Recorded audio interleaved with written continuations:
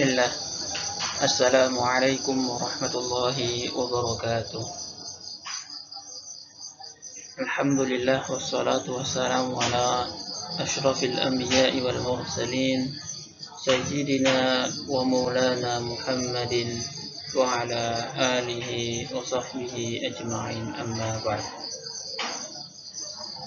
Santriwan santriwati yang semoga senantiasa dalam lindungan Allah Subhanahu wa taala.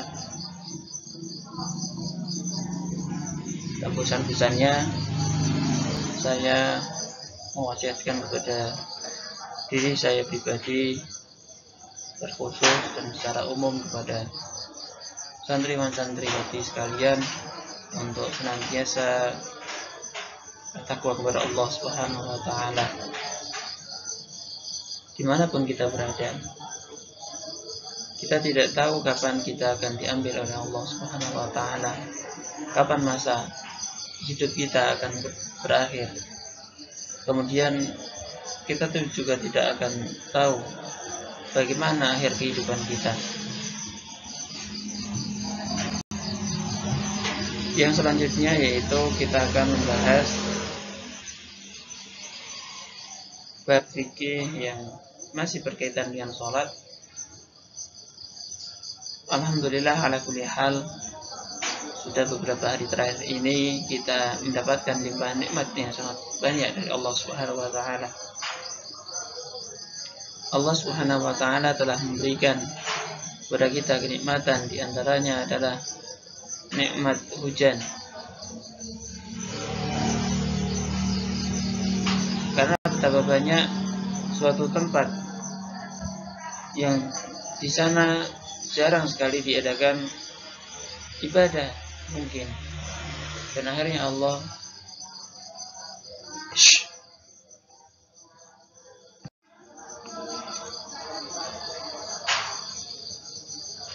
terkadang banyak orang tidak melaksanakan ibadah. Terkadang pula banyak orang yang selalu bermaksiat kepada Allah hingga Allah memberikan ujian kepada masyarakat tersebut, tidak diturunkan hujan.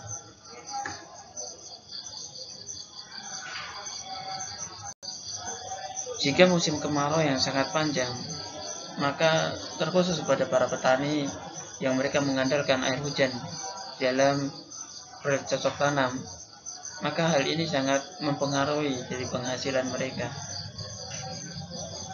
Oleh karena itu, bagaimana cara kita bisa atau mampu beribadah kepada Allah Subhanahu wa taala dan senantiasa Allah melimpahkan nikmatnya kepada kita dari air hujan tersebut.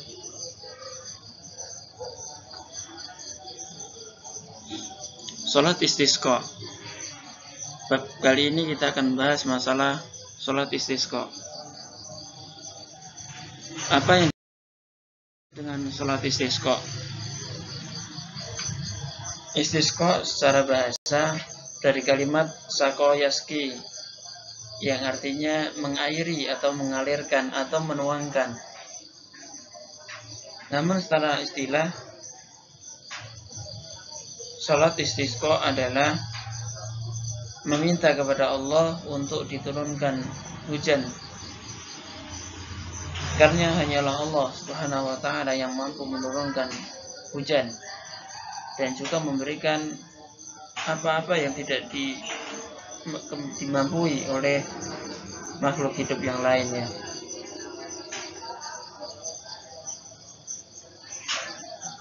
Hal itu terjadi tatkala tanah kering dan musim kemarau yang sangat panjang seperti yang saya jelaskan tadi. Ketika kemarau yang sangat panjang akan mempengaruhi kualitas tanah karena kekurangan debit air. Oleh karenanya, maka kita harus melakukan salat istisqa agar Allah senantiasa menurunkan hujan. Kemudian yang berikutnya yaitu bagaimana hukum dari salat istisqa tersebut. Hukum salat istisqa adalah sunnah muakkad berdasarkan ucapan Abdullah ibn Zaid. radhiyallahu ta'ala anhu, kharaja an-nabiy sallallahu alaihi wasallam yastasqi wa tawajjaha ila al-qiblah yad'u wa hawwala rida'ahu wa shalla rak'ataini jahara fihima bil qira'ah. Nabi sallallahu alaihi wasallam keluar meminta hujan. Lalu beliau menghadap kiblat untuk berdoa dan membalikkan kain selempangnya. Lalu beliau sholat 2 rakaat dengan mengeraskan bacaan pada rakaat keduanya. Yang berikutnya yaitu sebab istisqa. Sebab sholat istisqa adalah karena kemarau yang sangat panjang, yaitu karena tertahannya air hujan, karena Nabi Shallallahu Alaihi Wasallam pernah melalui hal tersebut. Kemudian beliau juga melaksanakannya untuk memberikan contoh kepada umat-umat berikutnya. Kemudian adapun waktu dan tata caranya. Waktu dan tata cara sholat istisqa adalah kurang lebih sama seperti dengan sholat Id, berdasarkan perkataan Ibnu Abbas radhiyallahu an. Shallan Nabi sallallahu alaihi wasallam rak'ataini kama yusalli fil aidaini. Nabi sallallahu alaihi wasallam sholat 2 rakaat sebagaimana beliau sholat di dalam 2 hari raya.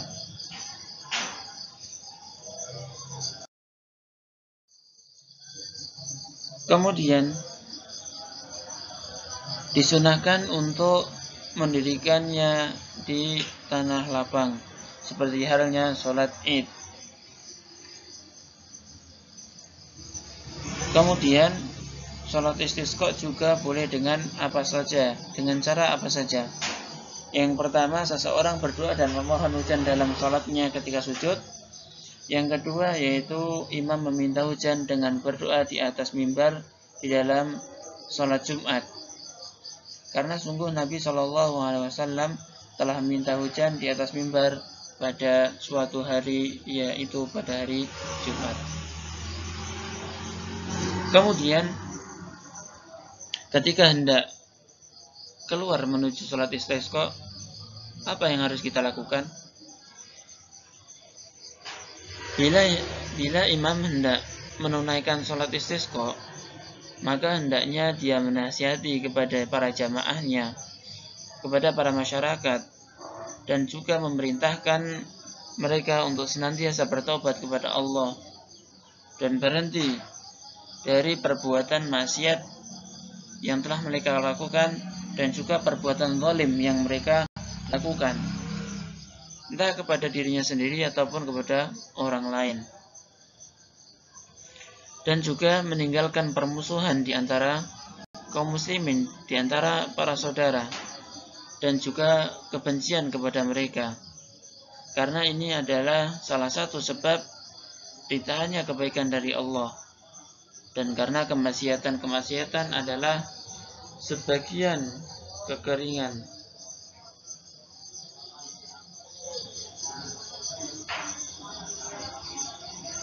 Sebagaimana yang Allah firmankan di dalam surat Al-A'raf ayat ke-96.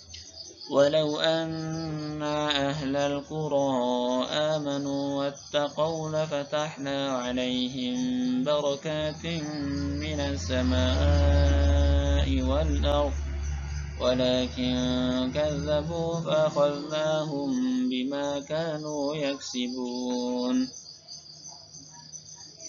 Jika sekiranya penduduk negeri ini beriman dan bertakwa, pastilah kami akan melimpahkan kepada mereka berkah dari langit dan bumi.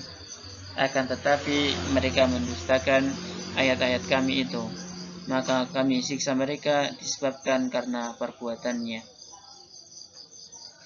Kemudian ketika hendak berangkat menuju ke lapangan, hendaknya kita membersihkan diri mandi ataupun mandi besar. Kemudian yang kedua, tidak memakai wewangian karena disebabkan kita sedang khudu kepada Allah, sedang tawadhu kepada Allah.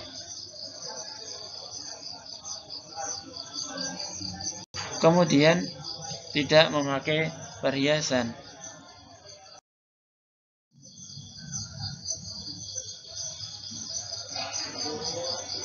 Untuk berdoa dan mengangkat kedua tangannya, karena Nabi Shallallahu Alaihi Wasallam melakukannya sehingga putih ketiaknya terlihat, dan mengangkat tangan setinggi-tingginya. Kemudian diikuti oleh para sahabat ridwanullahi alaihim. Kemudian hendaknya juga ketika mengangkat kedua tangannya meminta hujan pada hari Jumat pula. Maka orang-orang ketika Rasulullah SAW melakukan hal tersebut, para sahabat mengikutinya. Yang berikutnya yaitu sunnah-sunnah yang patut dijaga di dalam sholat istisqa. Yang pertama yaitu hendaknya memperbanyak berdoa yang bersumber dari Nabi Shallallahu Alaihi Wasallam mengenai sholat atau mengenai istisqa. Bagaimana Rasulullah Shallallahu Alaihi Wasallam mengajarkan kepada kita ketika Rasulullah meminta hujan kepada Allah. Demikian juga pakaian,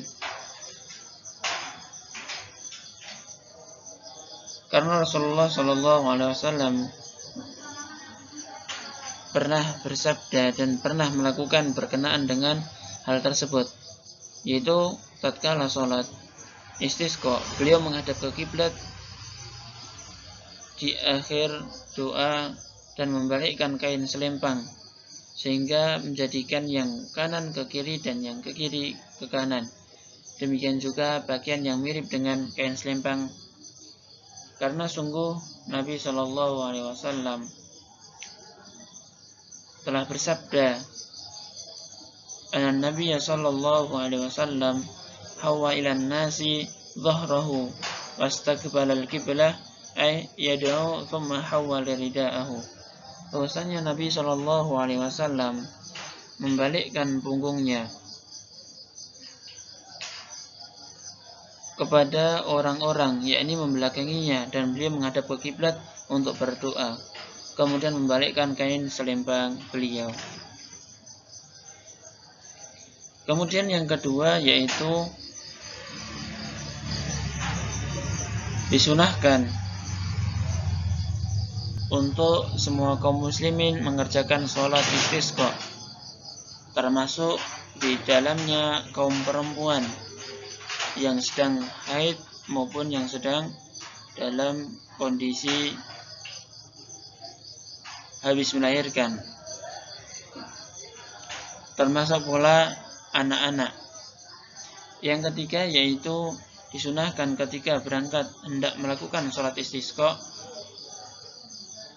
berjalan dengan khusyuk, tawadhu, dan juga rendah hati, karena Nabi Shallallahu Alaihi Wasallam keluar untuk istisqa dalam keadaan tersebut. Yang keempat yaitu disunahkan ketika hujan turun, maka para imam menganjurkan kepada jamaahnya untuk berdiri di awalnya agar mengenai tubuhnya sebagai rasa syukur kita kepada Allah Subhanahu wa taala, dan juga berdoa Allahumma shayyiban nafi'a, dan juga bisa mengucapkan doa mutirna bifadlillahi wa rahmatih. Yang kelima yaitu ketika hujan turun dengan deras,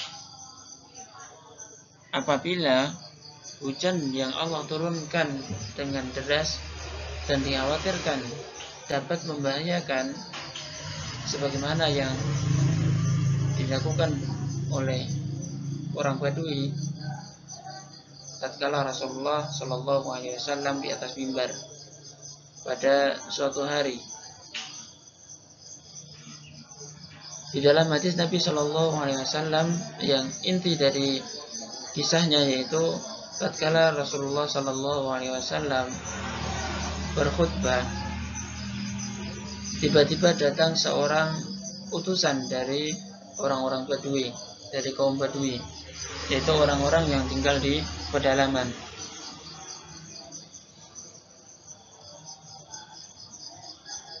Kemudian orang Badui tersebut mengucapkan salam dan meminta kepada Nabi untuk mendoakan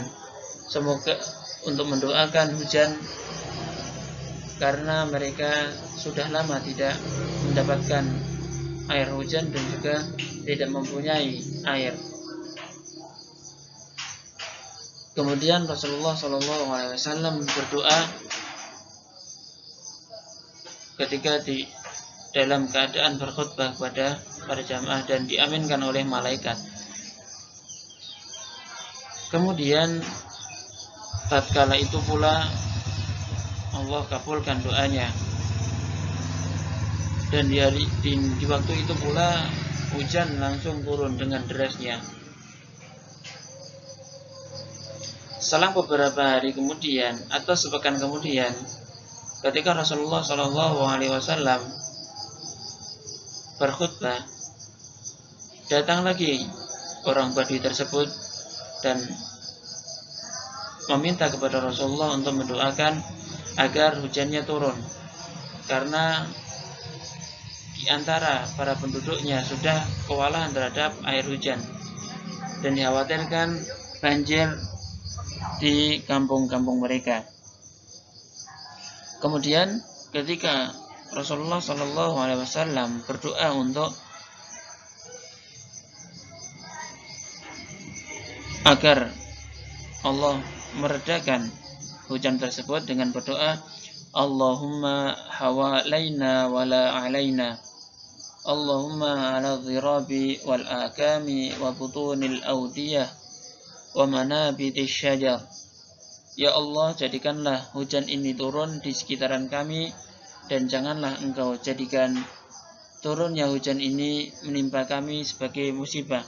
Ya Allah, alihkanlah ia ke bukit-bukit dan dataran tinggi, lembah-lembah dan tempat-tempat yang di mana tumbuhan-tumbuhan itu bisa hidup.